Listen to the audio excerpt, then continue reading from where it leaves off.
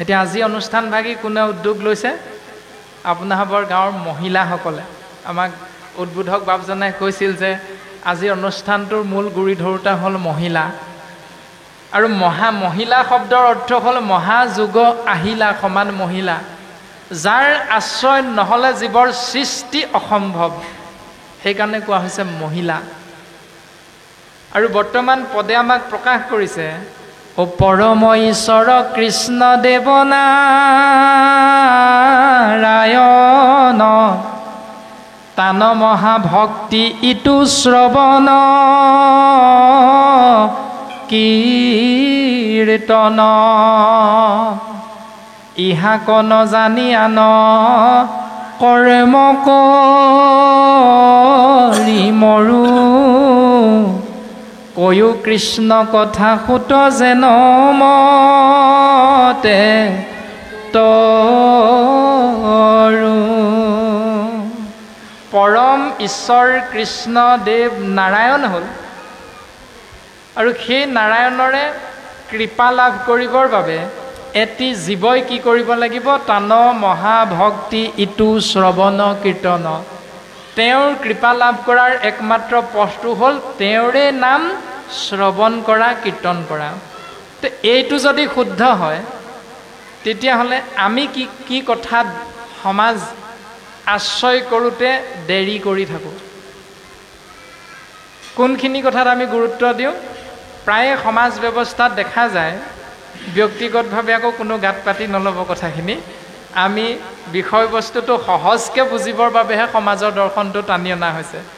প্ৰায় সমাজতে দেখা যায় যে ভাগ গৃহস্থী ঘৰত অনুষ্ঠান হ'লে ভকত 9 মান বজাতে যায় যদিও নিৰ্দিষ্ট ভকত কেইজন, অৰ্থাৎ মেধি, সাতোলা, বুজনদাৰ বাপ থকা ভকত কেইজন যদি 11 মান বজালৈকে নাযায়, তেতিয়াহ'লে বাকী কেইজন আগতীয়াকৈ গৈ কোনো লাভ নাই। কাৰণ তেওঁলোকে গ'লেহে সেই নিয়মকেইটা পালন কৰিব পৰা যায়। সেইকাৰণে অনুষ্ঠানটো দেৰি হৈ হৈ গৈ থাকে। একমাত্ৰ শ্ৰীমন্ত শংকৰদেৱ সংঘ আছে, যিভাগ সংঘৰ 4জন বাপাই লগ লাগিলে নাম আশ্ৰয় কৰিব পাৰে। কাৰণ প্ৰত্যেকজনকে 12 বছৰৰ পৰা শৰণ ভজন দিয়াৰ ব্যৱস্থাটো আছে। খুব মুক্তভাৱে ঈশ্বৰ সেৱাৰ কৰাৰ দৰ্শনটো ভাগৱতৰ সিদ্ধান্ত মৰ্মে সমাজে আশ্ৰয় কৰিছে। গ্ৰহণ কৰাটো নিজৰ বিষয়বস্তু, গ্ৰহণ কৰিব নকৰিব সেইটো ব্যক্তিৰ নিজৰ কথা, কিন্তু 12 বছৰৰ পৰা মুকলি হৈ আছে। কিন্তু বাকী সমাজত 40 বছৰ 60 বছৰ চাকৰিৰ পৰা অৱসৰ নোহোৱালৈকে ভজন লোৱাটোতো দূৰৰ কথা, শৰণ লোৱাৰ কথাটো ভবা নাযায় যে চাকৰিৰ পৰা অৱসৰ লৈ লওঁ, তাৰ পাছতহে চিন্তা কৰিম। গতিকে কথাখিনি আমি বিশ্লেষণ কৰিলে বা ভাবিলে উত্তৰটো লাভ কৰিব পাৰোঁ। আৰু সেই সমাজ ব্যৱস্থাৰ দৰ্শনটো কেনেকুৱা হয়? 11 বজাত গৈ যেতিয়া সাতোলা, বুজনদাৰ, মেধি উপস্থিত হ'ব, তেতিয়া লাহেকৈ গিৰিহঁতে গোটাই দিয়া 5 থোকামান কলৰ বজাৰখন মেলি লোৱা হয়। কলৰ বজাৰখন মেলি ল'ব, তাৰপিছত মাহ প্ৰসাদ গোটেইখিনি ধুই নোহোৱালৈকে 1 মান বজালৈকে মুঠতে গোবিন্দ মহাপ্ৰভুৰ নামষাৰ আশ্ৰয় কৰা নাযায়। যিকোনো প্ৰকাৰে নামষাৰ পাছবেলাহে হয়গৈ। শ্ৰীমন্ত শংকৰদেৱ সংঘত 4জন গোট খালেও, লগ হ'লেও 9 বজাত যদি পায়, শৰাই সজাবৰ বাবে যিহেতু 4টা কলৰহে প্ৰয়োজন, গতিকে 4টা কল আগবন কাটি দিলে হৈ গ'ল। গোটেই কলৰ 5 থোকা নি বজাৰখন মেলি লোৱাটো কোনো যুক্তি নাই। তো চিন্তা ক'ত হ'ব লাগে আৰু চিন্তা ক'ত হৈ থাকে, এই সামান্য কিছুমান কথা অন্তত আমি চিন্তা কৰাটো অতিব প্ৰয়োজন। যদি তিথিটোৰ মূৰত পানী চলো দিলেই হয়, তেতিয়াহ'লে শৰাইখনত দৰকাৰ হোৱা 4টা কলৰ বাবে গোটেই কল 10 থোকা আনি মেলি লোৱাটোও কোনো যুক্তি নাই। তো কথাখিনি আমি ভাবিব লাগে। তাৰ পাছতে মাহ প্ৰসাদ ধুই আইসকলে কি কৰে? লাহেকৈ ঘৰলৈ গুচি আহে, কাৰণ ৰাতিপুৱাতে যায়, একো নোখোৱাকৈ যায়। মাহ প্ৰসাদ ধুই আইসকল ঘৰলৈ যায়, আইসকল ঘৰলৈ অহাৰ পাছত বাপসকলে নাম লয়। যেতিয়া জলপান খাব হয়, তেতিয়া ঘৰৰ পৰা আইসকল গৈ জলপান খায়গৈ। তাৰমানে মূল বস্তু নামক আইসকলে কোনোদিন আশ্ৰয় কৰিবলৈ চিন্তাও নকৰে। যিকোনো প্ৰকাৰে নাম মুঠতে পিছ পৰে। গতিকে শ্ৰীমন্ত শংকৰদেৱ সংঘৰ কিন্তু সমাজ ব্যৱস্থাত এইটো দৰ্শন খুব সুন্দৰ যে আই বাপ সকলোৱে একেলগে বহি নাম, গোবিন্দ মহাপ্ৰভুৰ নাম আশ্ৰয় কৰে। বাকীখিনি পাছত, খোৱা বোৱা পাছত, যদি 1 কেজি মাহো গোটাই তাৰেই 50 জন ভকতৰ কাৰণে খুব সুন্দৰভাৱে হৈ যায় যিমান পৰে খোৱাটো ডাঙৰ কথা নহয় নাম আগ তাৰ পাছতহে খোৱা বাকি সমাজবিলাকত কিন্তু তাৰ বিপৰীতটো খোৱাটোক প্ৰথম গুৰুত্ব দিয়া যায় গতিকে বিষয়বস্তুখিনি ভাগৱতে আমাক কি কৈছে আৰু আমি কি কৰি আছো কেনেধৰণে কৰি আছো কেনেধৰণে কৰিবলৈ কৈছে তাৰে বিষয়বস্তু গুৰুজনাই ভাগি প্ৰাৰ্থনাৰে আমাক দৰ্শন কৰাইছে কি দিয়া পুজিম প্ৰভু চৰণে মুৰাৰী তোমাৰ সেৱাৰ বস্তু কি বাৰু কি তোমাৰ সেৱাৰ বস্তু নাপালো বিচাৰি নে পালোহে বিচাৰি নাপালো বিচাৰি প্ৰাৰ্থনাটো ঠিকে আছে কিন্তু আমি সমাজত পালোহে বিচাৰি কৰি থাকো কেলে দৈ দধি দুগ্ধ নহলে মানে আপোনাৰ অনুষ্ঠানটো নহয় কিন্তু এই বুলি কতো কোৱা নাই কৃষ্ণদেৱে দধি খালেহে সন্তুষ্ট হ'ব কৃষ্ণদেৱে মাহ প্ৰসাদ কল কুঁহিয়াৰ খালেহে সন্তুষ্ট হ'ব এই বুলি কোনো শাস্ত্ৰত কতো উল্লেখ কৰা নাই তথাপিতো আমি গুৰুজনাৰ বিপৰীত নিয়মটোহে পালন কৰোঁ গুৰুজনাই কৈছে কি দিয়া পুজিম প্ৰভু চৰণে মুৰাৰী হে প্ৰভু তোমাৰ চৰণত কি দি সেৱা কৰি মই ভাবি পোৱা নাই আৰু ভাবি নোপোৱা কেইটামান দৰ্শন উদাহৰণ দিলে জল দি পুজিলোহেঁতেন পানীৰে তোমাক সেৱা কৰিবলৈ বৰ ইচ্ছা আছিল প্ৰভু কিন্তু মাছে বিতালিলে গতিকে জলটো চোৱা হৈ গ'ল প্ৰভু তাৰপাছত পুষ্প দি পুজিলোহেঁতেন ফুলেৰে তোমাক সেৱা কৰিবলৈ বৰ ইচ্ছা আছিল প্ৰভু কিন্তু ভুমুৰাই চুহিলে চোৱা হৈ গ'ল দুগ্ধ দি পুজিলোহেঁতেন দামৰিয়ে পিলে গতিকে সিও চোৱা হৈ গ'ল এতিয়া চোৱা বস্তুৰে তোমাক যদি সেৱা কৰোঁ তুমি জানো গ্ৰহণ কৰিবা প্ৰভু নিশ্চয় নকৰা তেতিয়াহ'লে উত্তৰটো কি যে বস্তু দেও প্ৰভু সেই বস্তু চোৱা তোমাৰ নামে তোমাক পুজিম গধূলিও পোৱা এতিয়া সেৱা কৰিছোঁ নাই সেইভাগে মুখেৰে কওঁতে ঠিকেই কৰিছোঁ গধূলি পোৱা তোমাক সেৱা কৰিম গধূলি পোৱা সেৱা কৰিবলৈ গুৰুগৃহ আছেনে নাই তেতিয়াহ'লে মিছাকৈ কৈ আছোঁ কোৱা আৰু কৰাৰ মাজত যেতিয়া পাৰ্থক্য থাকি যাব ঈশ্বৰৰ কৃপা নহয় কোৱা আৰু কামৰ মাজত যেতিয়া এক হ'ব তেতিয়াহে শাস্ত্ৰৰ লগত মিল হ'ব যদি আমি কওঁ কৃপাৰ সাগৰ দৈয়কী নন্দন পুৰিও মনৰ কাম ভকতৰ সংগ সদা নুগুচুক মুখে তোৱা গুণ নাম ঠিকে আছে গুৰুজনাই লিখি দিছে যে কৃপাৰ সাগৰ হ'ল দৈৱকী নন্দন পুৰিও মনৰ কাম মনৰ কামনাটো তেওঁহে পূৰণ কৰিব পাৰিব এইটো জানিলোঁ মনৰ কামনাটো কি ভকতৰ সংগ সদা নুগুচুক মুখে তোৱা গুণ নাম এই দুটাই হ'ল মনৰ কামনা এটা হ'ল প্ৰভু ভকতৰ সংগ যাতে এৰিব লগা নহয় তোমাৰ নাম যাতে কোনোদিন মুখৰ পৰা আঁতৰি নাযায় আজিতো হাত চাপৰিটোহে বজাল কৃষ্ণ বুলিতো কোনো নকলোঁ তেতিয়াহ'লে কোৱা আৰু ভবাৰ মাজত পাৰ্থক্য থাকি গ'ল এতিয়া এবছৰত থাকে 365 দিন 365 দিনীয়া এটা বছৰত মাহ কেইটা থাকে 12টা মাহ থাকে 12টা মাহত ঋতু কেইটা থাকে 6টা ঋতু থাকে 6টা ঋতুত প্ৰকৃতিৰ পৰিৱৰ্তন কেনেকুৱা হয় এজোপা গছ প্ৰকৃতি অনুসৰি 6টা ঋতুত লঠঙা হয় মানে পাতবিলাক সৰি যায় এটা সময় আহে পুনৰ একেজোপা গছে লঠঙা হোৱাৰ পাছত লাহে লাহে কুঁহপাত ওলায় আকৌ সেইজোপা গছতে লাহে লাহে ফুল তাৰপাছত ফল তাৰপাছত সেইবিলাক সৰি আকৌ পাতবিলাক সৰি এটা সময়ত আকৌ লঠঙা হৈ যায় প্ৰকৃতিৰ মতে গছজোপায়ো নিজক পৰিৱৰ্তন কৰে তেনে ক্ষেত্ৰত মানুহ নামৰ জীৱবিধে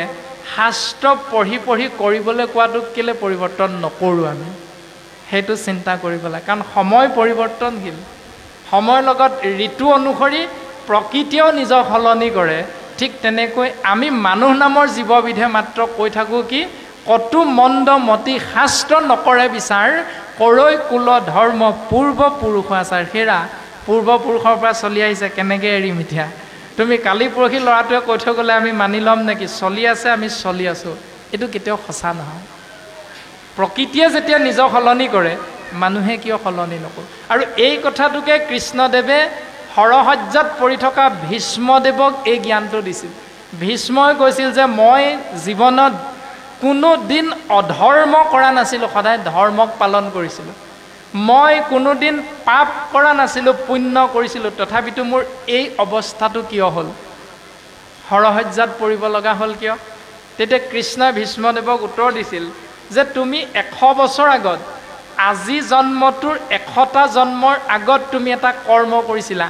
সেই কৰ্মটো হ'ল তুমি ৰাস্তাইদি গৈ থাকোঁতে এটা সাপক তুমি মাৰিব বিচৰা নাছিলা, কিন্তু মাৰিব নিবিচাৰি সেই প্ৰাণীটোক তুমি এডাল মাৰিৰে তোমাৰ পথৰ পৰা আঁতৰ কৰি দলি মাৰি দিওঁতে তোমাৰ অজ্ঞানবশত সেই প্ৰাণীটো গৈ এজোপা কাঁইটীয়া গছত পৰিল, আৰু কাঁইটীয়া গছজোপাত পৰাৰ কাৰণে কাঁইটবিলাকত সি সোমাই পৰিল, আৰু সেইকাৰণে ভীষ্মৰ হৰসজ্জা। 100 বছৰ আগত কৰা পাপৰ ফল 100 বছৰ পাছত ভোগ কৰিব লগা হৈছে। তে পাপ কৰ্ম অনুসাৰে যি ফল হ'ব সেয়া তুমি 1000 বছৰ পাছত হ'লেও ভোগ কৰিব লাগিবই। এইটো ভাগৱতৰ সিদ্ধান্ত নিশ্চিত।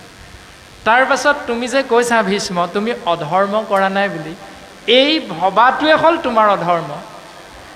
তুমি যে ভাবিলা অধৰ্ম কৰা নাই বুলি, এইটোৱে হ'ল তোমাৰ 1 নম্বৰ অধৰ্ম। অৰ্থাৎ দ্ৰৌপদীৰ দৰে মহাসতীক যেতিয়া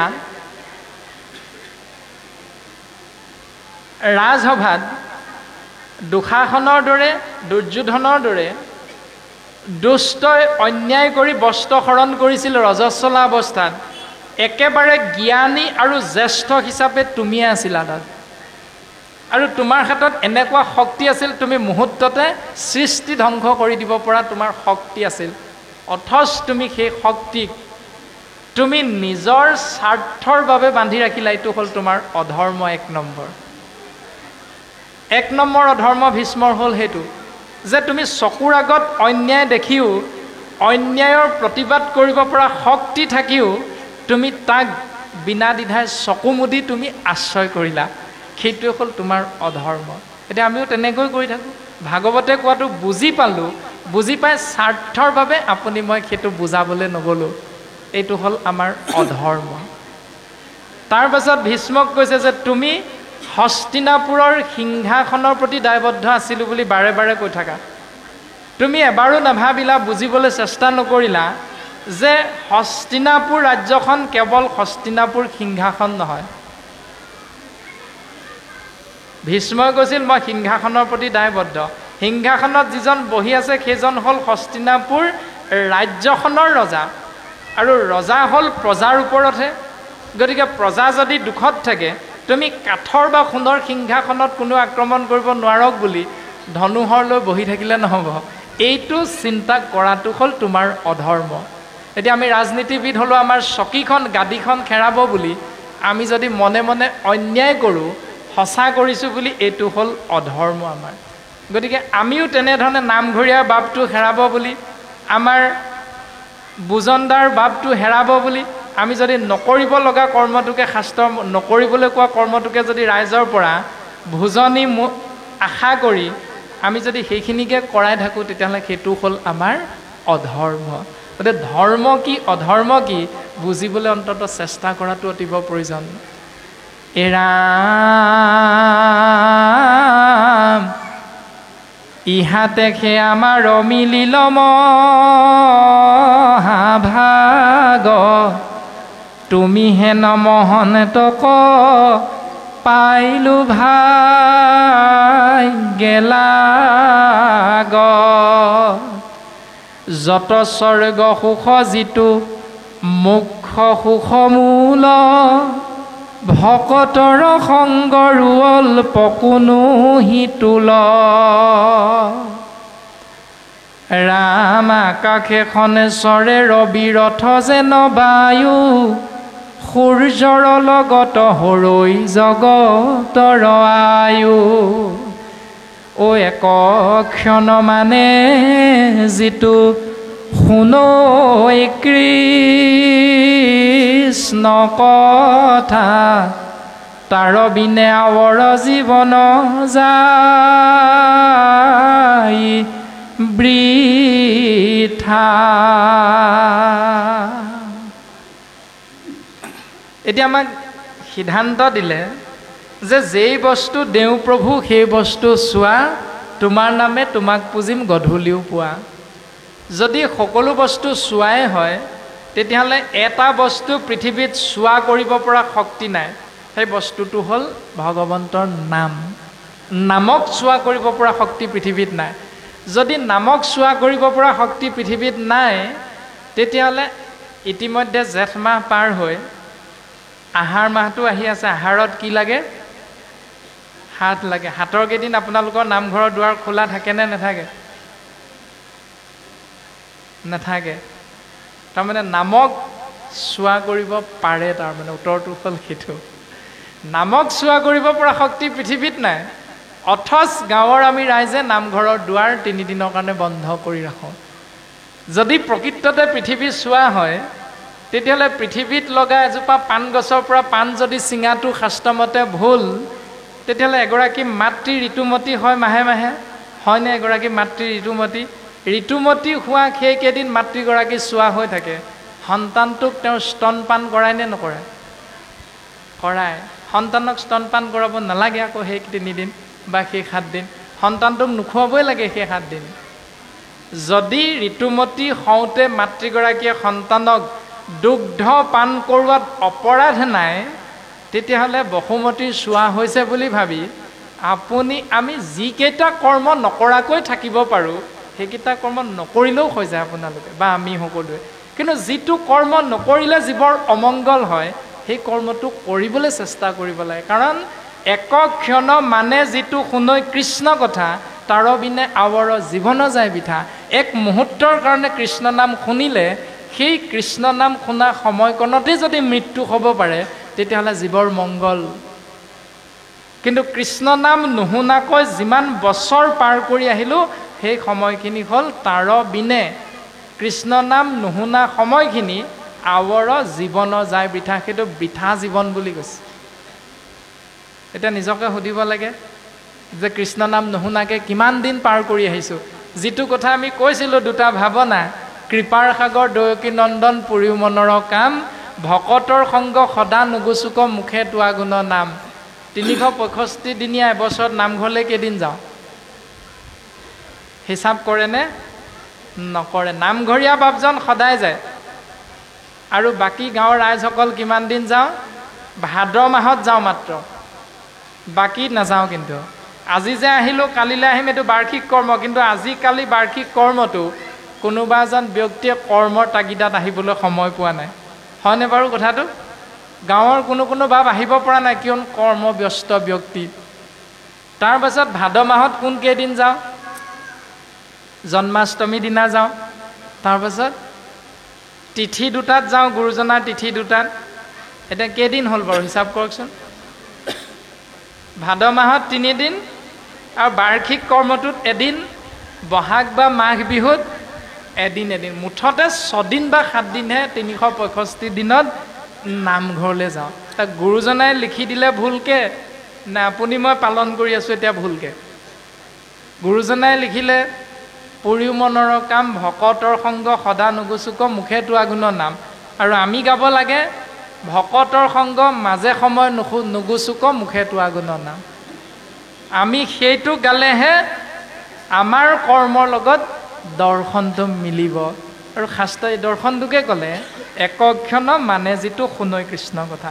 কৃষ্ণ নাম যি সময় শুনিলা, তোমাৰ সৌভাগ্য, তুমি ঈশ্বৰৰ কৃপা লাভ কৰিলা। এনেকৈ যিমানে শুনিবলৈ সময়টো উলিয়াব পাৰিবা, সিমানে তুমি ঈশ্বৰৰ কৃপা লাভ কৰি গৈ থাকিবা। আৰু যিমানে কৃষ্ণ নামলৈ পিঠি দি মোৰ ধন মোৰ জন মই হ'লোঁ মহাজন, এই ভাৱনাৰে তুমি জীৱন আগবঢ়াবা, সিমানে তুমি বন্ধনৰ মাজত সোমাই গৈ থাকিবা। তাৰ এটা সৰু দৰ্শন এনেকুৱা যে এজন মাছমৰীয়াই হাতত এখন জাল লৈ মাছ মাৰিবলৈ এখন বিলত নামিল। আৰু মাছমৰীয়াজনৰ খোজৰ উমান পাই মাছবিলাক সেই ঠাইৰ পৰা আঁতৰলৈ পলাব বিচাৰিলে। আৰু পলোৱাৰ লগে লগে ঢৌ উঠিল। ঢৌ উঠাৰ লগে লগে মাছমৰীয়াজনে জালখন দলি মাৰি দিলে। তাতেই মাছবিলাক বন্দী হ'ল। আৰু মাছমৰীয়াই জালত বন্দী হোৱা মাছবিলাকক ধৰি আনি বাকীখিনি আৰু ঘৰত কি কৰিব জানিছে নহয়? ইচ্ছামতে একেবাৰে ইচ্ছামতে গ্ৰহণ কৰিব। আৰু যাৰ যেনেকুৱা মন যায়, আৰু যি যিমানখিনি জ্ঞানৰ অধিকাৰী, জ্যোতি বুদ্ধি, তেনেধৰণে গ্ৰহণ কৰিব। এতিয়া ইয়াত এইটো এটা কাহিনীহে প্ৰকাশ মাত্ৰ। ইয়াৰ দৰ্শনটো হ'ল মাছমৰীয়াজন হ'ল জগতৰ ঈশ্বৰ কৃষ্ণ তত্ত্ব, আৰু জালখন হ'ল মায়াজাল, বিলখন হ'ল এই সংসাৰখন। এই সংসাৰৰূপী বিলখনত মাছ হ'ল চেদজ, অন্দজ, উদ্ভিদজ আৰু জৰায়ুজৰূপী উৰণ বুৰণ গজন ভ্ৰমণ। আমি জীৱবিলাক চাৰিটা ভাগত বিভক্ত হৈ আছে। এই চাৰিটা ভাগত বিভক্ত হৈ থকা জীৱবিলাকক মাছ বুলি কোৱা হৈছে। আৰু বিলখন হ'ল সংসাৰখন, আৰু জালখন হ'ল মায়াজাল। তাৰপাছত মাছমৰীয়াজন হ'ল ভগৱান কৃষ্ণ তত্ত্ব। এতিয়া কৃষ্ণ তত্ত্বৰ খোজৰ উমান পায় যিবিলাক মাছ আঁতৰি গৈছিল, সেই মাছবিলাকে জালত পৰিল। কিন্তু গুৰুজনাই কৈছে ৰসত চতুৰ যিটো জন, কৃষ্ণৰ চৰণে দিয়া মন, পৰম সন্তোষে পিউক ৰস অমৃত। যিজন ৰসত চতুৰ, এটা মাছে মাত্ৰ জানিলে যে মই যদি জালখনত বন্দী হ'ব নালাগে, তেতিয়াহ'লে উপায় এটাই, সেইটো হ'ল ৰসত চতুৰ মাছটো, যিটো মাছে মাছমৰীয়াজনৰ খোজৰ কাষে কাষে ঘূৰি ফুৰিলে। সেই মাছমৰীয়াটো কিন্তু জালত নপৰিলে, কাৰণ সি জানিছিল যে মাছমৰীয়াজনৰ জালখনৰ পৰা উদ্ধাৰ পোৱাৰ একমাত্ৰ উপায়টো হ'ল মাছমৰীয়াজনৰে চৰণ। যদি এইটোৱে শুদ্ধ, তেতিয়াহ'লে কৃষ্ণৰ চৰণত যিমানে যিমানে নিজক আগবঢ়াই দিম, সিমানে সিমানে মায়া জালখনৰ পৰা আমি আঁতৰি আহিব পাৰিম। যিমানে যিমানে কৃষ্ণৰ চৰণ যুগলৰ পৰা আঁতৰি আঁতৰি যাম, সিমানে সিমানে মোৰ ল'ৰা, মোৰ ছোৱালী, মোৰ মাটি, মোৰ বাৰী, মোৰ গাড়ী, মোৰ ধন, মোৰ সম্পত্তি, সেই বন্ধনৰ মাজত সিমানে সিমানে সোমাই গৈ থাকিম। আৰু প্ৰমাণ সেইটোৱে। কোনদিনা আশ্ৰয় কৰোঁ? সন্তানটোৱে ইণ্টাৰভিউ দিবলৈ যিদিনা চিন্তা কৰে, ইণ্টাৰভিউ 3টা মানত পাছ কৰি শেষত ৰিটুনটো যেতিয়া থাকেগৈ, তেতিয়া ৰিটুনটো পাছ কৰি চাকৰিটো পাবৰ আশাত পিতৃ মাতৃয়ে এভাগ চিন্তা কৰে, বোলে শুনটো আজি আমুক নামঘৰত ভাগৱত হৈছে, তাতে গৈ সেৱা ভাগ কৰি থৈ আহিবা, কাৰণ তোমাৰ পৰহিলে ৰিটুন নাই জানো? বোলে আছে মা, তুমি ভাল মনত পেলাই দিলা। নহ'লেও ভাগৱত অনুষ্ঠান নাথাকিলেও বোলে আমুক নামঘৰতে আমি সেৱা ভাগ কৰি থৈ আহিম, শুনটো ওলাবা। ঠিকেই আছে, শাস্ত্ৰই কৈছে গুৰুদেৱ নাম ভকত আশ্ৰয় কৰা। সন্তানেও বুজিলে, পিতৃ মাতৃয়েও বুজাই দিলে। এতিয়া নামঘৰত গৈ গুৰু সেৱা কৰিলে, ভগৱন্তই দেখিলে যে মোৰ ভকতে মোৰ কৃপা লাভ কৰিবলৈ মোৰ ওচৰলৈ আহিছে। মাতৃয়ে বা পিতৃয়ে মনে মনে ভাবিলে, সেই প্ৰভু, সন্তানটোৱে যদি চাকৰিটো পায়, তোমাৰ নামত মই নাম এষাৰ কৰিম প্ৰথম দৰমহাটোতে। হয়তো কোনো মাতৃ বা কোনো পিতৃয়ে মনে মনে ভাবে, প্ৰকাশ নকৰে। কিন্তু যেতিয়া সন্তানে চাকৰিটো পালে, পোৱাৰ পাছত প্ৰথম কৰ্মটো কি হয়? বাঁহৰ ঘৰটো 3 পাত লগায়, হয়নে বাৰু? তাৰপাছত বাঁহৰ খুঁটাকেইটা পকা হয়। তাৰপাছত কোনোবাই ছদ দিয়া নিৰ্মাণ কৰে, কোনোবাই 3 পাতৰ লগায়। তাৰপাছত বাঁহৰ জেওৰাখন কি হয়? পকা ৱাল হয়। তাৰপাছত বাঁহৰ জপনাখন লোহাৰৰ হয়, গেট হয়। তাৰপাছত ল'ৰাটোলৈ বোৱাৰী এজনী আনে। তাৰপাছত পাৰিলে পূজাৰ যদি সময়টোত কিবা এটা অফাৰ দিয়ে, সুবিধা পালে গাড়ী এখনো লৈ লয়। গাড়ীখন থ'বলৈ গেৰেজ এটাও দৰকাৰ হয়, গতিকে গেৰেজটো নিৰ্মাণ কৰি লয়। কিন্তু শাস্ত্ৰই কৈছে কৃষ্ণ নাম আশ্ৰয় কৰা। 25 বছৰমান এনেকৈ পাৰ হ'ল, কৃষ্ণ নাম পাহৰিলে। আৰু সুখে দুখে পাৰ হওঁতে হওঁতে কৃষ্ণ তত্ত্বটো এনেও নামৰ লোভীয়া, মোৰ নামষাৰ কৰিব, দৰমহাটো পালে মোৰ নামষাৰ কৰিব। কৃষ্ণ তত্ত্বই ভাবি থাকোঁতে থাকোঁতে থাকোঁতে মনত পেলাই দিয়ে। 25 বছৰমানৰ মূৰত এটা ডাঙৰ অঘটন হৈ যায়, আৰু সেই অঘটনটো হোৱাৰ লগে লগে মাতৃৰ হঠাৎ মনত পৰি যায়। যদিও এখন সংসাৰত পিতৃ মাতৃ নাথাকে, সন্তানৰ ডাঙৰ দুৰ্যোগ আহি যায়। যেতিয়া কোনোবা এজন বিধানীৰ ওচৰত চোৱাবলৈ যায়, তেতিয়া কৈ দিয়ে যে তোমাৰ ঘৰত এনেকুৱা এটা ভাৱনা আছিল এটা সময়ত, সেইটো অৰ্পণ কৰা হোৱা নাই ঈশ্বৰৰ ওচৰত, সেইটো অৰ্পণ কৰিলে খণ্ডন হৈ যাব। তাৰপাছত ভকতক নিমন্ত্ৰণ কৰি নামষাৰ কৰিবলৈ যেতিয়া চিন্তা কৰে, তেতিয়া চোতালখন গাড়ী গেৰেজটো বনোৱাৰ কাৰণে সৰু হৈ পৰে। গুৰু গৃহভাগ নিৰ্মাণ কৰিবলৈ জেগা নাই, ক'ত নিৰ্মাণ কৰিব? সেইকাৰণে অস্থায়ীভাৱে আসন ভাগ পাতি তাতেই সেৱা কৰাৰ নিয়মটো সমাজত বৰ্তি আছে। সৰু বুলি ক'লে গুৰুগৃহ নিৰ্মাণ কৰি ল'ব পাৰে, কাৰণ অজস্ৰ টকা আছে মানুহৰ আজিকালি। তথাপিতো গুৰুগৃহ নিৰ্মাণ নকৰে। কিয়? কাৰণ ঈশ্বৰ চিন্তা দায়িত্বটো কাক দিওঁ? নামঘৰীয়াজনক। দায়িত্বটো দি আপুনি মই জীৱনৰ সীমানতে সামৰণি মাৰিলোঁ ঈশ্বৰ সেৱাটো। নামঘৰীয়াজনে আমাৰ হৈ দেখোন চাকি বন্তি জ্বলাই আছে। সন্ধিয়া দবা কোব মাৰি দিব, মূৰটো দুৱাই কৃষ্ণই দবা কোব মাৰিছে, এতিয়া চাহ খাব নাই হোৱা, ইয়াৰ পাছতহে চাহকণ খাবি। আদি ধৰণৰ চিন্তাৰ মাজেৰে আমি জীৱনবিলাক আগবঢ়াই নি থাকোঁ। এইবিলাক বাস্তৱ সত্য। ভাগৱতে ইয়াৰে আমাক জ্ঞান দি আছে, সঁচা কোনটো মিছা কোনটো। তাৰপাছত প্ৰকাশ কৰিছে, এ ৰামে কৃষ্ণ তবৰে পিয়াই আমি কৰোঁ কৰ্মযত, তাতো নানান বিঘিনি আছে জানিলোঁ মনত, এতেকে পিয়ায়ো কৃষ্ণ চৰিত্ৰ অমৃত, শ্ৰৱণ মাত্ৰকে যেন সংকৃত কৃত্য।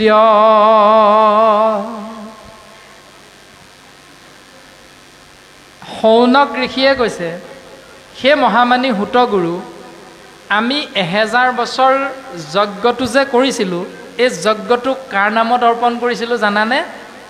কৃষ্ণ নামত অৰ্পণ কৰিছিলোঁ। এতিয়া আমি যে সত্যনাৰায়ণ পূজাভাগ পাতোঁ, কাৰ নামত অৰ্পণ কৰোঁ? কৃষ্ণ বুলি কৈ পাতোঁ। সৰস্বতী পূজাভাগ যে পাতোঁ, কাৰ নামত অশ্বয় কৰি পাতোঁ? কৃষ্ণ বুলি কৈ পাতোঁ। শিৱ মন্দিৰত কেতিয়াবা সোমাব লগা হ'লে কি বুলি কওঁ? ওম নমো শিৱায় বুলি কৈ সোমাওঁ নি? নোসোমাওঁ। কি বুলি কৈ সোমাওঁ? কৃষ্ণ বুলি কৈ সোমাওঁ। যিকোনো এটা কৰ্ম মুঠতে আমি কৰোঁতে এটা নামি লওঁ, সেইটো হ'ল কৃষ্ণ। ইয়াত সিদ্ধান্ত দিছে, কৃষ্ণত অৰ্পিয়া আমি কৰোঁ কৰ্মযত। আমি ইতিমধ্যে 1000 বৰ্ষজোৰা যজ্ঞটোকে ধৰি যিমানবিলাক কৰ্ম কৰিছিলোঁ, প্ৰত্যেকটো কৰ্ম কৃষ্ণত অৰ্পণ কৰিয়ে কৰিছিলোঁ হে গুৰুদেৱ। কিন্তু তাতো নানান বিঘিনি আছে জানিলোঁ মনত, আজিহে বুজি পালোঁ ইয়াতো বিভিন্ন ধৰণে বিঘিনি হ'ব পাৰে। প্ৰমাণ, কোনো দিন ঘৰত চাকি গছ জ্বলাই পোৱা নাই কি নামেৰে চাকি জ্বলাব লাগে? আজি নামঘৰত বহুত আয়ে কিন্তু বহুত চাকি জ্বলাই থৈছেনে? আছে। কেলৈ চাকি জ্বলালে আপোনালোকে? এগছটো জ্বলিয়াই আছে চাকি। নামঘৰীয়া বাপে চাকি গছ জ্বলাই থৈছে, তাৰপিছত আকৌ ব্যক্তিগতকৈ কেলৈ চাকি জ্বলাব লাগে? মিঠাতেল লৈ আহিছে, পেকেটটো আগবঢ়াই দিলে। 100 গৰাকী আয়ে যদি 100 পেকেট মিঠাতেল আনিছে, এদিনত এপেকেটকৈ জ্বলালোঁ, 100 দিনৰ কাৰণে মিঠাতেলটো বাচি গ'ল, পইচাও বাচি গ'ল। যিদিনা যিটো পেকেটৰ দায়িত্বটো আহি পৰিল, ভগৱন্তই সেই আইগৰাকীৰ মনৰ ভাৱনাটো পূৰণ হৈ যাব। অৰ্থাৎ ভাৱেই ভক্তি, ভাবিলেই ভগৱন্তক পায়। যদি ভাৱেই ভক্তি বুলি কৈছে, আপুনি মই গৃহত থাকোঁতেই যদি ভাবিলোঁ প্ৰভু তোমাৰ নামত এগছি চাকি দিম, ভগৱন্তই লৈ ল'লে, গ্ৰহণ কৰিলে। তুমি বস্তু দিয়া নিদিয়া, কোনদিনা দিবা সেইটো তোমাৰ নিজৰ কথা, কেনেকৈ দিবাগৈ সেইটো নিজৰ কথা। কিন্তু তুমি যে দিম বুলি ভাবিলা, অন্তৰ্যামী ভগৱন্তই সমস্তখিনি কথা অন্তৰত থাকি জানেই। এই দৰ্শনটোৰ কথা প্ৰকাশ কৰিছে। কোনোদিন ঘৰত চাকি গছ জ্বলাই পোৱা নাই, গুৰু গৃহভাগ নাই, পোনে পোনে আহি নামঘৰত চাকি জ্বলাই দিলে। যদি এইটো সঁচা, তেতিয়াহ'লে নামঘৰীয়া বুলি এজনক দায়িত্ব নিদি দেখোন প্ৰত্যেকে আহি ইচ্ছামতে চাকি জ্বলাব পাৰে। কিয়নো এজনক দায়িত্ব দিলে? নিশ্চয় কিবা কাৰণ আছে। কাৰণ তেওঁৰ লগত হৰণ ভজন ভক্তি সদাচাৰ, তেওঁ 4 নমীয়া ভকত হিচাপে সমাজত প্ৰকাশমান হৈ আছে। সেইকাৰণে তেওঁক দায়িত্ব দিয়া হৈছে এই মহান কাৰ্যটোৰ বাবে। যদি এইটো বুজি পাইছোঁ, তেতিয়াহ'লে পোনে পোনে গৈ চাকি জ্বলোৱাটো শুদ্ধ হয়নে নহয়, এইটো নিজে বুজি ল'ব লাগে কথাখিনি আমি। সেইকাৰণে ভাগৱতে দৰ্শন দিছে যে তাতো নানান বিঘিনি আছে জানিলোঁ মনত। আমি আজিহে বুজি পাইছোঁ যে কৃষ্ণত অৰ্পণ কৰি কৰা কৰ্মটোতো নানান ধৰণে বিঘিনিত থাকিব পাৰে। সেই বিঘিনিখিনি আমি বুজিবলৈ চেষ্টা কৰিলে হৈ যাব। তাৰপাছত প্ৰকাশ কৰিছে, এতেকে পিয়ায়ো কৃষ্ণ চৰিত্ৰ অমৃত। সেইকাৰণে আমি কৰ্মবিলাক কৰিলে যিহেতু দুখহে পাওঁ, গতিকে আমাক তুমি কৃষ্ণ নাম শ্ৰৱণ কৰাই দিয়া, যাতে শ্ৰৱণ মাত্ৰকে আমি কৃতকৃত্য হ'ব পাৰোঁ। এতিয়া আপোনালোকে শ্ৰৱণ কৰিছে, ইয়াত অপৰাধ একো নাই, বহিব লাগে, শুনিব লাগে। শুনোতেই যদি মৃত্যু হয়, পৰম কৃপা ঈশ্বৰৰ, শাস্ত্ৰই সিদ্ধান্ত দিছে। আৰু এনেকৈ আমি গুণগুণাই যদি কৃষ্ণ নাম থাকোঁ, বোলে কি প্ৰয়োজন? এঘটি পানীৰ প্ৰয়োজন ঠাইখন মচিবলৈ, তুমি ঘটি নামৰ পাত্ৰটোত নানি গিলাচ এটাত আনি দিলেও হৈ যাব। কোনোবাই তাকে লৈ এই গিলাচটোহে পালি, ঘটিটো কেলৈ নানিলি বুলি হৈচৈ কৰি লাভ নাই, কাৰণ সেইটো আমাৰ নিয়ম নহয়। আগলি কলপাতখন দিলেহে ভগৱন্তই প্ৰসাদ গ্ৰহণ কৰিব, এইটো কোনো নিয়ম নাই। তাৰ এটা দৰ্শন, এজন যুৱকে এজন সত্ৰাধিকাৰৰ ওচৰত শৰণ ল'বলৈ যাওঁতে সত্ৰাধিকাৰ প্ৰভুৱে মাটি পানী লোৱা কথা গোটেইখিনি বুজাই দিলে। ল'ৰাজনে ক'লে, প্ৰভু ঈশ্বৰ, মই নিয়মটো পালন কৰিব নোৱাৰিম নহয়। তেতিয়াহ'লে শৰণ ল'বলৈ কিয় আহিলা? কাৰণ শৰণ নল'লে যে জীৱৰ তৰণ নহয়, সেইটো বুজিহে মই আহিছোঁ। তেতিয়াহ'লে তুমি পালন কৰিব লাগিব। পিছে তুমিনো পালন কৰিব কিয় নোৱাৰা তাকে কোৱাচোন। বোলে প্ৰভু, মই কাশ্মীৰত থাকোঁ, কাৰণ মই সৈনিক, কাশ্মীৰত মাটি নাই, চব বৰফ, তো মই কি ল'ম প্ৰভু? মাটি নাইকিয়া জেগাত মই বৰফ ল'লেহে হ'ব, গতিকে মই শৰণটো কেনেকৈ ৰক্ষা কৰিম? তাৰমানে মাটি পানীটো নিয়ম নহয় যে মাটি পানী তুমি ল'বই লাগিব, কিন্তু তাকে আমাৰ নিয়ম হিচাপে একেবাৰে ধৰা বন্ধা কৰি লোৱা হৈছে এই দৰ্শনটো। এতিয়া সেই দৰ্শনটো আজি চাবোন ওলালে, গতিকে চাবোনে যদি হাতখন ধুলেও, দেহাটো ধুলেও যদি শুদ্ধ হয়, বাহ্যিক শুদ্ধতাৰ কথাহে আমি মাত্ৰ প্ৰকাশ কৰি থকা হৈছে, তেতিয়াহ'লে সেইটো কৰ্মকেই আমাৰ প্ৰচলিত হ'লেও কোনো ভুল নহয়। মাত্ৰ সেইটো আশ্ৰয় কৰিবলৈ যাওঁতে যিকেইটা নাম দিব, সেই নামকেইটা কিন্তু চাবোন ল'লেও আশ্ৰয় কৰিব লাগিব। এই দৰ্শনটোহে মাত্ৰ শৰণ বা ভজনৰ ব্যৱস্থাত আমাক দৰ্শন দিছে। মাটি ল'বই লাগিব, এইটো কিন্তু বাধ্য নহয়। এতিয়া বৰ্তমান ক'লে যে শ্ৰৱণ মাত্ৰকে যেন সংকৃত কীৰ্ত, তুমি শ্ৰৱণ কৰা আৰু সেই শ্ৰৱণত তুমি সুদৃঢ় বিশ্বাসে মনটো তুমি বান্ধিবলৈ চেষ্টা কৰিবা। বিপৰীতে প্ৰকাশ কৰিলে, জাগ যোগ যজ্ঞ কৰি দুখ পাইলোঁ মাত্ৰ, আবে কহি উক মহাভাগৱত শাস্ত্ৰ। আমি ইমান দিনে কৰিছিলোঁ যাগ যজ্ঞ, পূজা পাতল, দান দক্ষিণা, এই সকলোখিনি কৰি আমি দুখ পালোঁ। সেইকাৰণে আমাক কি কোৱা?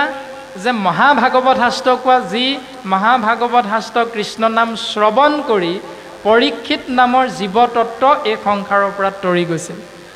মাধৱ গুৰুজনে নামঘোষা শাস্ত্ৰত সিদ্ধান্ত দিছে যে মিনতি বচন বোলো সৰ্বজন শুনিও শাস্ত্ৰৰ মৰ্ম, আপোন কুশল চাবা যেবে তেবে নেৰি বাহা যুগ ধৰ্ম। যুগ ধৰ্ম, যুগ মানে সময়, কৰ্মই হ'ল ধৰ্ম। সময়ৰ লগে লগে কি কৰ্ম কৰিব লাগে ধৰ্ম হিচাপে, এইটো সময়ে বুজাই দিব, সময় নিশ্চিত ৰূপত বুজাই দিব।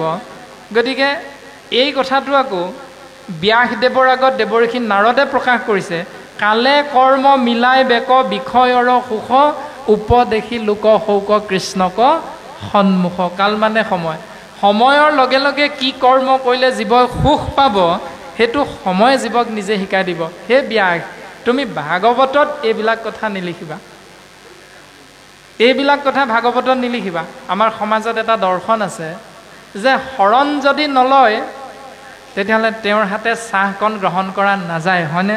বা শৰণ নোলোৱা অৰ্থাৎ অশৰণীয়াৰ হাতেৰে চাহকণ গ্ৰহণ কৰা নাযায়। আপোনালোকৰ ইয়াত আছে নাই সেইটো নিয়ম? শৰণীয়া হ'লেহে চাহকণ গ্ৰহণ কৰা যায়। আৰু এটা দৰ্শন আছে, অমুলুকীয়া হ'লে কিন্তু গ্ৰহণ কৰিব পাৰে। মানে 5 বছৰ বা 7 বছৰমানৰ তলৰ যদি ল'ৰাই বনাই দিয়ে, মানে ৰন্ধন কৰি দিয়ে, তেতিয়া কিন্তু 4 নমীয়া ভকতজনে গ্ৰহণ কৰিব পাৰে। এনেকুৱা নিয়ম আছে নাই? আছে। এতিয়া শুদ্ধ কোনটো পিছে? 2-3টা নিয়ম থাকিলেতো নহ'ব, নিয়ম এটাই হ'ব লাগিব। এতিয়া শুদ্ধ কোনটো?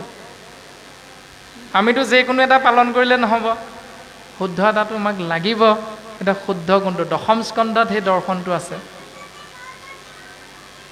চাণ্ডালিনী এগৰাকীয়ে নিজৰ ৰন্ধন আহাৰ গ্ৰহণ কৰিব পৰাৰ বাবে ৰন্ধন প্ৰণালীত ব্যস্ত হৈ আছিল। তেনেতে স্বৰ্গৰ দেৱৰাজ ইন্দ্ৰই আকাশ মাৰ্গেৰে যাওঁতে চাণ্ডালিনীজনীয়ে সেই ৰন্ধন পাত্ৰটোৰ ওপৰত এখন ঢাকোন দি দিলে, আৰু দেৱৰাজ ইন্দ্ৰই দেখিলে এজনীয়ে দেখোন ঢাকোন দিছে, ইয়াৰ ৰহস্যটো মই জানিব লাগিব।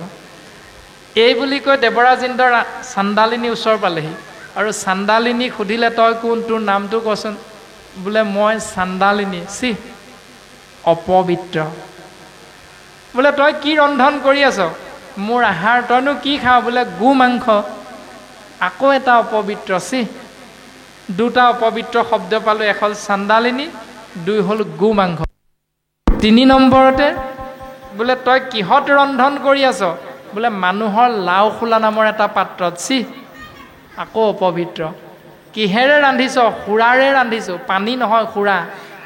আকৌ অপবিত্ৰ তই যে ঢাকোন দিলি কিহেৰে বোলে মানুহৰ লাও খোলায় এতিয়া মোক ক তই ঢাকোন কেলে দিলি আমি কাহিনীটো মাত্ৰ চমুকে প্ৰকাশ কৰি দিয়া হৈছে ঢাকোন কিয় দিলি ক তেতিয়া চান্দালিনীয়ে কৈছে যে ৰাজন হে দেৱ মাৰিলেও মাৰিব কাটিলেও কাটিব বোলে নেমাৰো নাকাটো ক সঁচা কথাটো কবি খালি বোলে আপোনাৰ চৰণৰ ধূলা মোৰ আহাৰত যদি পৰে তেতিয়াহ'লে মোৰ আহাৰ অপবিত্ৰ হৈ যাব সেইকাৰণে মই ঢাকোন দি দিলোঁ ইন্দ্ৰ চক খাই উঠিছে মোৰ চৰণৰ ধূলা আহাৰত পৰিলে আহাৰ অপবিত্ৰ হ'ব গোটেই আহাৰকেইটাই ইতিমধ্যে অপবিত্ৰ অথচ মোৰ চৰণৰ ধূলা পৰিলে অপবিত্ৰ হ'ব ইন্দ্ৰটো ভাবিবলৈ লাগি গ'ল আহাৰবিলাক অপবিত্ৰ নে মই অপবিত্ৰ বোলে মোৰ চৰণৰ ধূলা আহাৰত পৰিলে অপবিত্ৰ হ'ব তাৰমানে মই অপবিত্ৰ বোলে হয় কেনেকৈ বোলে আপুনি বহুশৰণীয়া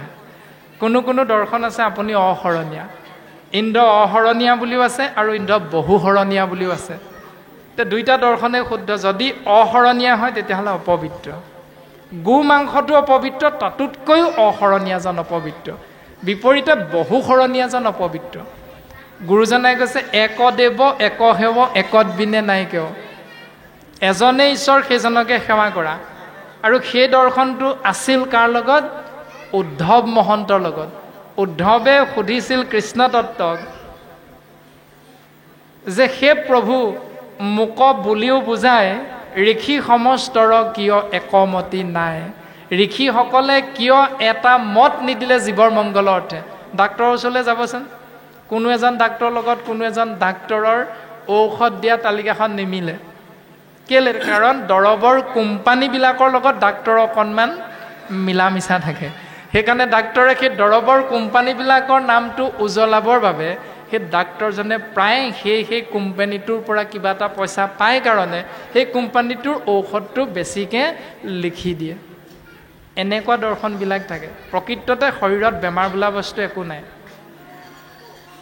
এজন মানুহৰো শৰীৰত বেমাৰ একো নাই বেমাৰ মাত্ৰ নিজে সৃষ্টি কৰি লোৱা বস্তু আৰু বেমাৰটো নিজে নিৰাময় কৰি ল'ব পাৰোঁ দৰ্শনটো আমি বুজিবলৈ মাত্ৰ চেষ্টা নকৰোঁ ডাক্তৰে যিমান ঔষধ দিলোঁ সেই ঔষধে বেমাৰ ভাল কৰিব নোৱাৰে কাৰণ বেমাৰ নায়েই যদি আছে বুলি ভাবিছে সেইটো কেইদিনমানৰ কাৰণে মাত্ৰ দমাই ৰখাৰহে ব্যৱস্থা তাক উপযুক্ত ব্যৱস্থাৰ মাজেৰে আমি আশ্ৰয় কৰিব পাৰোঁ যিখিনি শাস্ত্ৰই নাখাবলৈ কৈছে আহাৰ সেইখিনি নাখাব লাগিব যিখিনি শাস্ত্ৰই গ্ৰহণ কৰিবলৈ কৈছে সেইখিনি গ্ৰহণ কৰিব লাগিব যিটো পদ্ধতিৰে গ্ৰহণ কৰিবলৈ কৈছে সেইটো পদ্ধতিৰে গ্ৰহণ কৰিব লাগিব যিটো পদ্ধতিৰে গ্ৰহণ নকৰিবলৈ কৈছে সেইটো পদ্ধতিৰে গ্ৰহণ নকৰিবা আৰু তাৰে প্ৰমাণ এটা যদি চাই গোসাঁই মহন্তবিলাকৰ বা সত্ৰাধিকাৰসকলৰ বেমাৰত মৰা ক'ৰবাত শুনিছে নেকি ভাবি চাওকচোন অকণমান সত্ৰাধিকাৰসকল বেমাৰ হোৱা শুনিছেনে ক'ৰবাত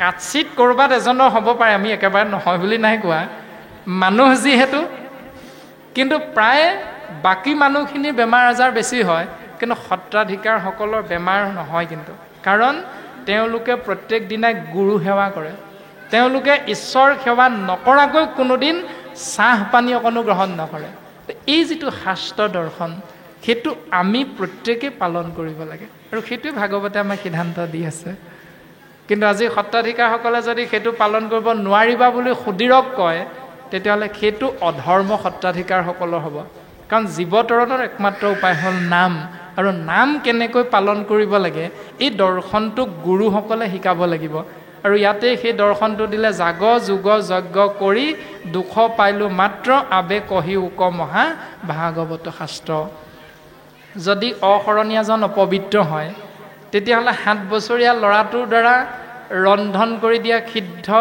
গ্ৰহণ কৰাটো যুক্তি হয়নে নহয় তাতে উত্তৰটো সোমাই আছে এনেধৰণে ভাগৱতে আমাক সুন্দৰভাৱে উপদেশ দিয়াৰ পাছতো আপুনি আমি প্ৰত্যেকজন বাবাই নিজৰ চিন্তাটোক খামুচ মাৰি ধৰি মাত্ৰ নীতি নিয়ম ধৰ্ম কৰ্ম বুলি সমাজ ভাগ হৈ গৈ আছে ভাগৱতে আমাক সুন্দৰভাৱে সিদ্ধান্ত দিছে যিটো বাক্যে নাই নাম কৃষ্ণৰ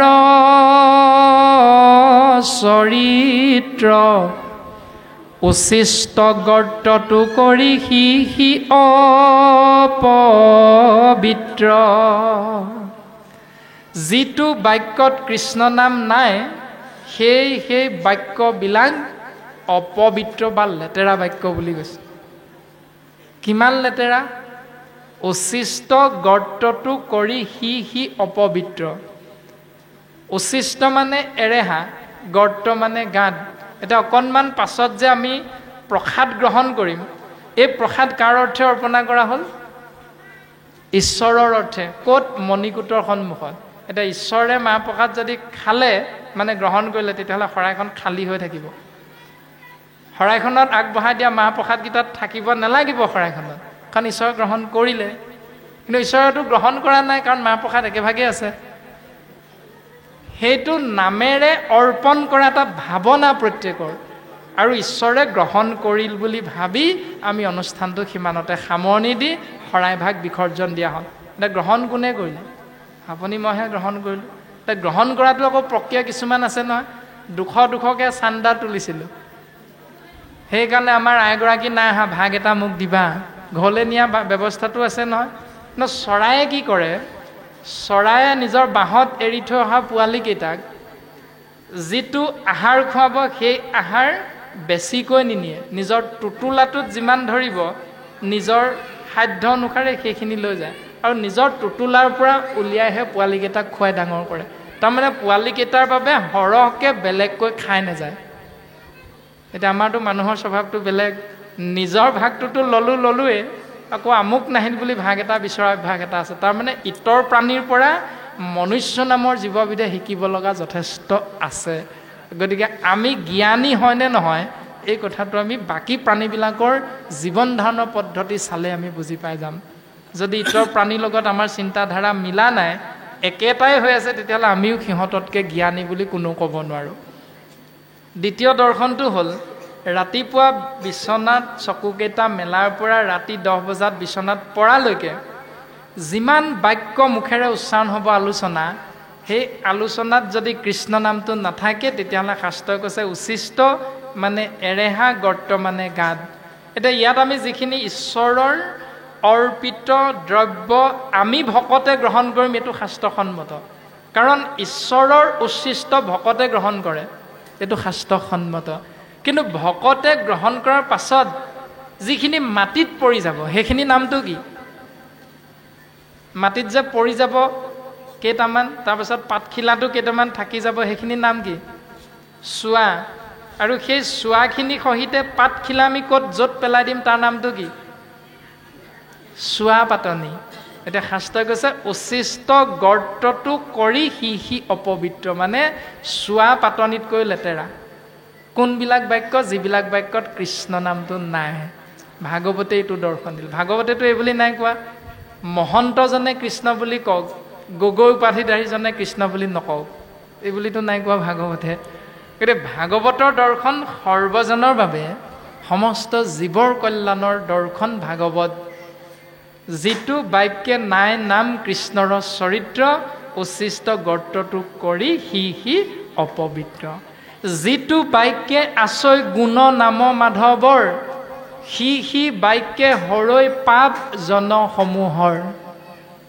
যি বাক্যত কৃষ্ণ নাম থাকে, সেই বাক্যৰ দ্বাৰা জগতৰ মংগল হয়, কল্যাণ হয়। সেইকাৰণে সমাজতে আপোনালোকে দৰ্শনটো পাই যাব। শ্ৰীমন্ত শংকৰদেৱ সংঘৰ এজন বাপক যদি দেখা পায়, সেই বাপজনে কি বুলি কয় জানে? আপোনালোকৰ ইয়াত কৈছে নাই আমি নাজানো বাৰু, আমি দেখা কথা এটাহে প্ৰকাশ কৰিছোঁ, ব্যক্তিগতকৈ ভাবি ল'ব নালাগে। চিন্তাটো মাত্ৰ সুন্দৰকৈ কৰিব লাগে, সমাজ ভাগ কৰি নহয়। দেখা পোৱা এটা দৰ্শন, বোলে কৃষ্ণ গগৈ বা ভালে আছে, কয়নে এনেকৈ? বাকী সমাজৰ বাবাই কি বুলি কয়? বোলে গগৈ কোনফালে যোৱা, বহুত দিন দেখা নাই। চিন্তা একেটাই, সন্মানো একেটাই, কিন্তু প্ৰকাশভংগীটো কাৰোবাৰ শাস্ত্ৰসন্মত, কাৰোবাৰ বাস্তৱ। বোলে শইকীয়ানী ভাল, বহুত দিন দেখা নাই, আমাকনো কিহত বেয়া পালা, আমাৰ ঘৰলৈ নহা হ'লা। বোলে শইকীয়ানী আই কৃষ্ণ, বহুত দিন দেখা নাই, আমাৰ ঘৰলৈনো কিয় পাক এটা নমোৱা হ'ল, কৃষ্ণ আই কেলে তেনেকৈ কৈছিলে। যাম নহয়, এইকেইদিন অলপ কামত ব্যস্ত হৈ আছে, সেইকাৰণে আহিব পৰা নাই। কৃষ্ণ আই এতিয়া বেছি সময় নৰ, আমি এফালে ওলাই আহিছোঁ, গতিকে ঘূৰি যাওঁতে যদি সুবিধা পাওঁ সোমাম। বোলে কৃষ্ণ আই গৈ থাকক তেতিয়াহ'লে। এই ব্যৱস্থাটো শাস্ত্ৰসন্মত যিটো বাক্যে আছয় গুণ নাম মাধৱৰ যি বাক্যত কৃষ্ণ নাম আছে সেই বাক্যৰ দ্বাৰা জনসমূহৰ কল্যাণ সাধন হয় কাৰণ খোজকাঢ়ি গৈ থাকোঁতেও মৃত্যু হ'ব পাৰে কোনে জানে সেইকাৰণে যাকে লগ পাইছোঁ কৃষ্ণ এইটো হ'ল ভাগৱত ধৰ্ম এ ৰামে জল পুষ্প ফল মূল খাদ্য দ্ৰব্যজত অন্ন আদি কৰি সবে অৰ্পিব কৃষ্ণত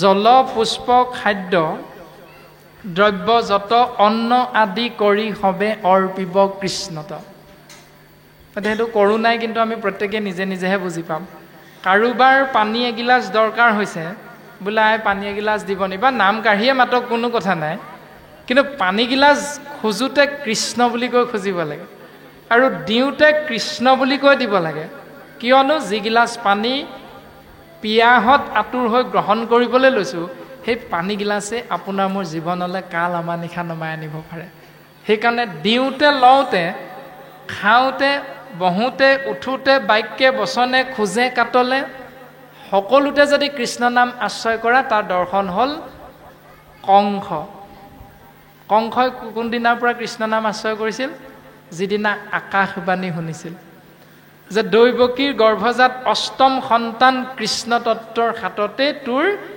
মৃত্যু হ'ব গতিকে সাৱধান যিদিনা আকাশবাণী শুনিল মানে কৃষ্ণই সাৱধান বাণী শুনাৰ লগে লগে কৃষ্ণৰ শৰণীয়া হৈ গ'ল মানে কংস কৃষ্ণৰ শৰণীয়া হৈ গ'ল আৰু শৰণীয়া কেনেকৈ হ'ল তালব্য স মানে এই শৰীৰটোৰ কথা কোৱা হৈছে দেহটোৰ কথা কোৱা হৈছে ৰ মানে মন বা বেগ মূৰ্ধন্য ন মানে হ'ল চৈতন্য কৃষ্ণ তত্ত্ব দেহ আৰু মনক চৈতন্য শক্তি কৃষ্ণ তত্ত্বৰ ভাৱনাৰে আগবঢ়াই নিয়া দৰ্শনটোৱে হ'ল শৰণ কোনোবা গোসাঁই মহন্ত শৰণাচাৰ্যৰ ওচৰলৈ যাম নেযাম এইবোৰ পাছৰ কথা প্ৰথম শাস্ত্ৰই কৈছে তুমি দেহটো আৰু মনটোক কৃষ্ণৰ চৰণত লগাবলৈ চেষ্টা কৰা এইটোৱে হ'ল শৰণ প্ৰক্ৰিয়াৰ আৰম্ভণিটো পাছৰখিনি তুমি যাৰ ওচৰৰ পৰা বস্তুখিনি ল'ব লাগে তেওঁৰ ওচৰলৈ গ'লে পাছৰখিনি তুমি অনায়াসে বুজিব পাৰিবা প্ৰথম কিন্তু পৰ্যায়টো হ'ল এইটো আৰু কংসই সেইটো কৰিছিল